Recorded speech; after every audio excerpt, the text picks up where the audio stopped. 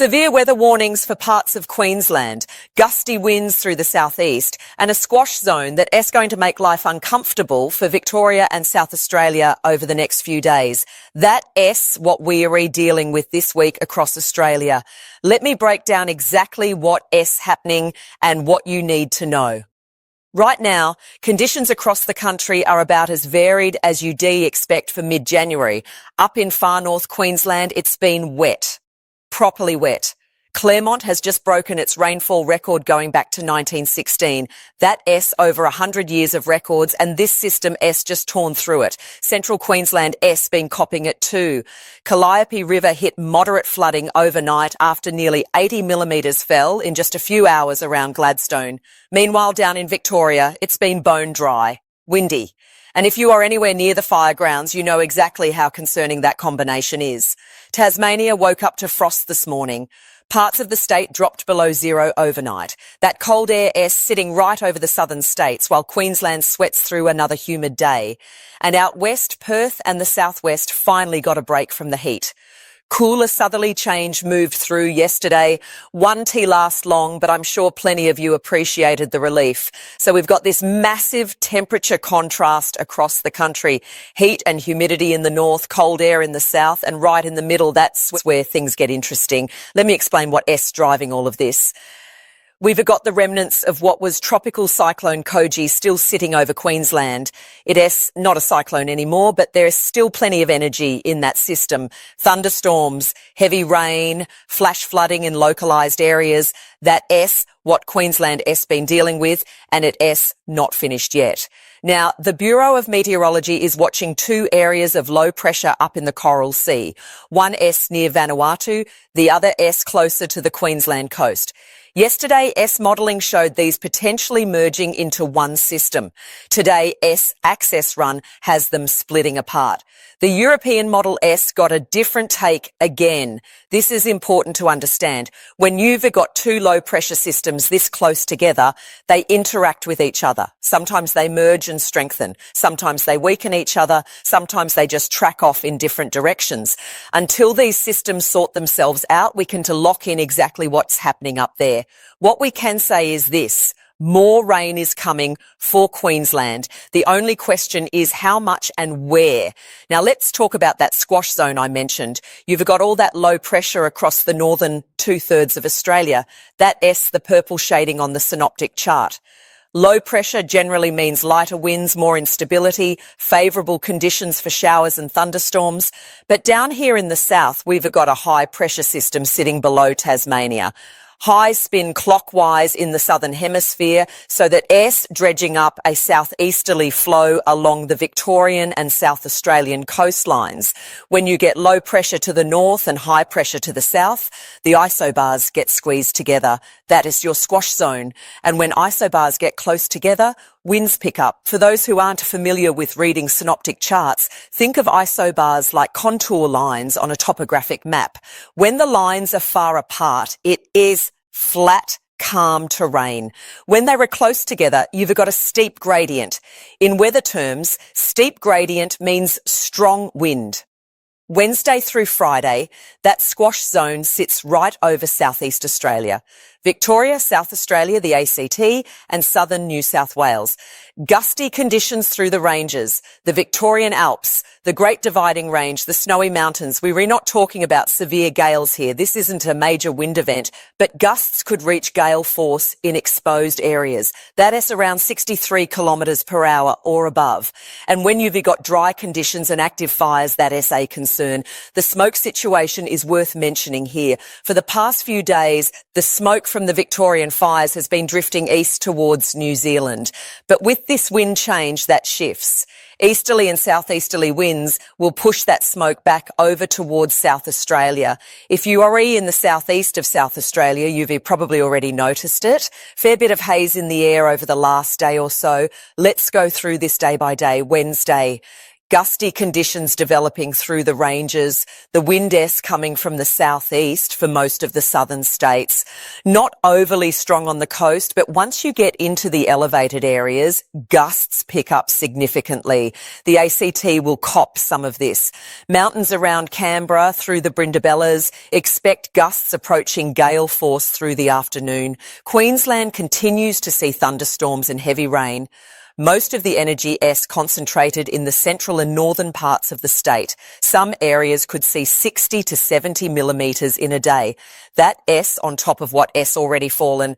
New South Wales is mostly dry. Couple of showers around, but nothing significant for most of the state. Victoria, mostly dry.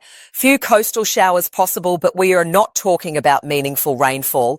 Just a couple of millimetres if you are lucky. Thursday is a particularly gusty day. That squash zone intensifies. The isobars get even tighter through southeast Australia. Victoria and South Australia cop the brunt of it.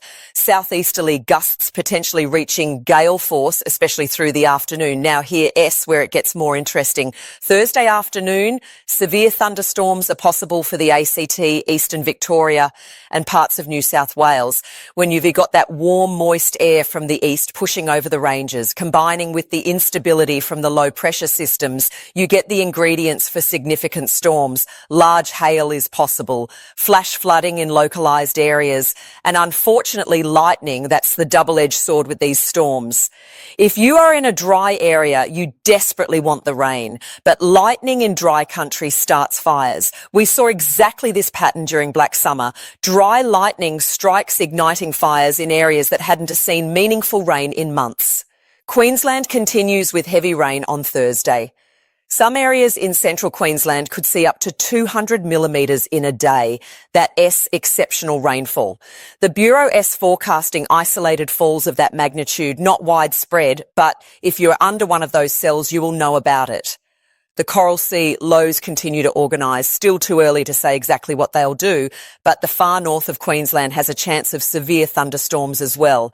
Friday, that low pressure near the Queensland border means the squash zone continues. More gusty conditions through the ranges. Victorian Alps, Great Dividing Range, ACT, same story. Dry and windy, but here is some potentially good news for the southeast. There's a chance of more significant rainfall pushing into the southeast corner on Friday, maybe 60 to 70 millimetres for some areas near the ranges.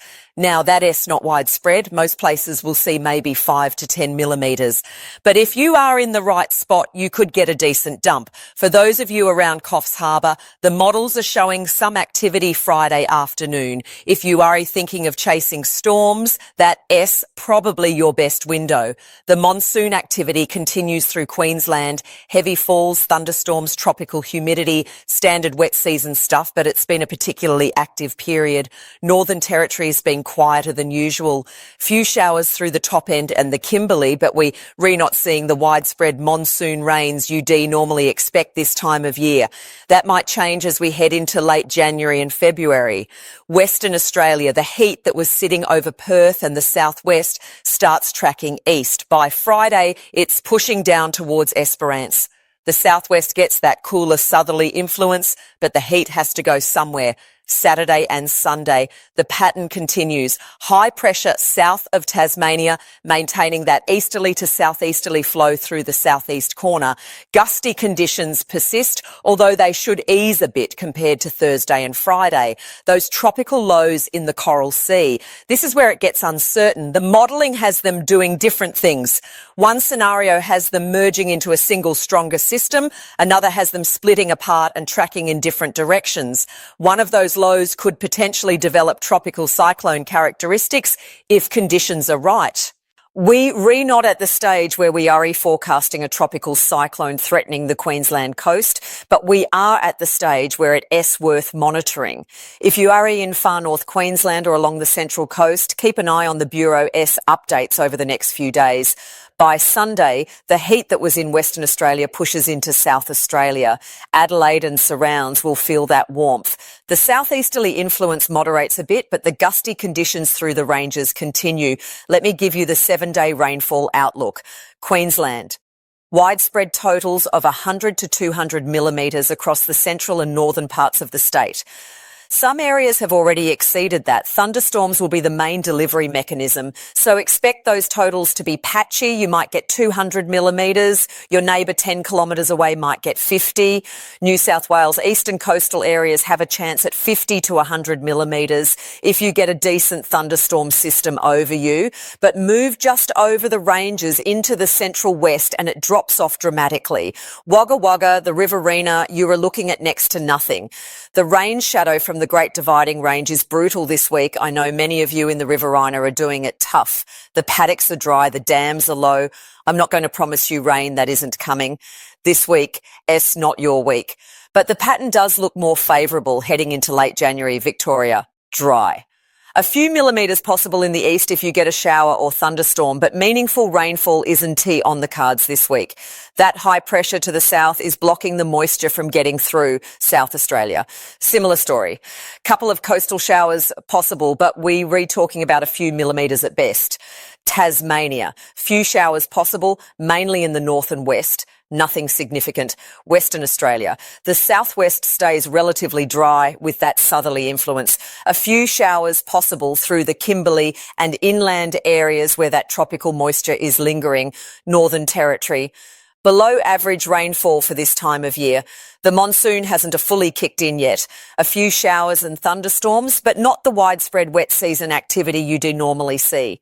Now let's talk about what this means for you. If you are in Queensland and you have been dealing with flooding, more rain is coming. Make sure your emergency kit is ready. If you in a flood-prone area, know your evacuation routes. Don T drive through flood water. If it is flooded, forget it. That's not just a slogan, it's saved lives. The Bureau is forecasting potentially dangerous flash flooding in localised areas with those thunderstorms. Creeks and rivers that are already up will respond quickly to any additional rainfall. If you in the fire-affected areas of Victoria, this week is challenging. Dry conditions and gusty winds aren't what you want to hear. Check the fire danger ratings daily. Know your bushfire plan. If you in an area where fires are active, leaving early is the safest option. For those in the alpine regions, the gusty conditions and potential thunderstorms mean changeable conditions. If you're heading up to the high country, be prepared for rapid weather changes. Afternoon storms can move through quickly. The temperature swings we've been seeing across the eastern states have been catching people out. 32 degrees one day, then dropping 15 degrees with a change, then back up again. This kind of temperature whiplash is hard on the body. People have been crook for weeks with flu and sinus issues. If you've got elderly neighbours or mates in remote areas, check in on them. The combination of heat, then sudden cold changes is particularly tough on older Australians. For those on the water, the southeasterly winds mean choppy conditions through the Tasman Sea corridor. If you fishing or boating along the New South Wales or Victorian coast, be aware of the conditions. Seas building to 2 to 3 metres in exposed areas by Thursday and Friday. Let me put this week in some historical context. The rainfall Queensland's receiving isn't unprecedented, but it is significant. Claremont breaking its 1916 record gives you an idea of the magnitude. The last time we saw this kind of sustained wet season activity was probably 2011 and 2012 during that strong La Nina period. We currently in a weak to moderate La Nina pattern. The Bureau has been tracking this since late last year. What that means is enhanced moisture availability for northern Australia, which translates to more tropical cyclone activity and heavier wet season rainfall. We're seeing exactly that play out. The flip side of La Nina is often drier conditions for the southern states. Victoria and South Australia have been experiencing that. Below average rainfall, elevated fire danger, and these persistent high-pressure systems blocking the weather from the south. For those who remember Ash Wednesday in 83 or Black Saturday in 2009, the conditions we're seeing this week aren't at that level. The temperatures aren't extreme. The winds, while gusty, aren't at the catastrophic levels we saw during those events. But any fire weather in dry country deserves respect. The squash zone pattern we re-seeing is actually quite common during summer. It happens when you've got that classic setup of tropical low pressure to the north and high pressure to the south. The air gets squeezed between the two systems and you get accelerated winds through the gap. Mariners would recognise this pattern. It's one of the reasons the Bass Strait can be so challenging in summer. That compression of air between the continent and Tasmania funnels through and creates strong winds even when the surrounding areas are relatively calm. Looking ahead to next week, the uncertainty increases the further out we go, but the general pattern looks like this. Those coral sea lows will have sorted themselves out by then.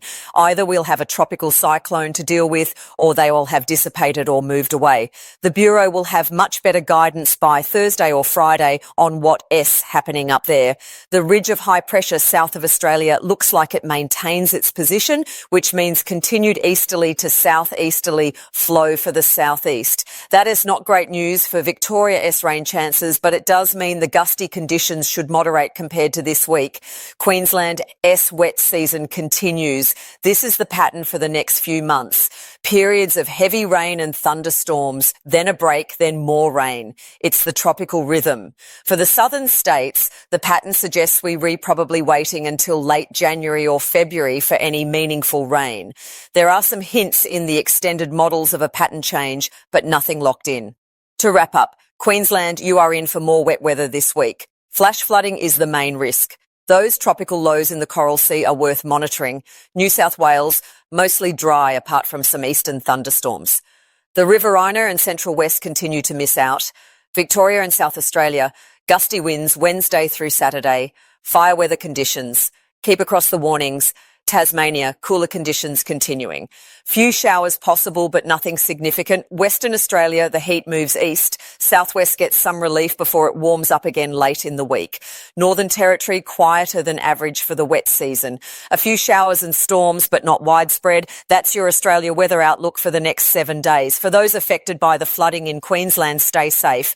For those dealing with the fires in Victoria, look after yourselves and each other. Check on your neighbours, check on your mates. The weather shapes so much of what we do in this country. It always has. And weeks like this remind us why paying attention to the forecast actually matters. I'll have another update later in the week as those coral sea systems develop and we get a clearer picture of what is happening up there. Until then,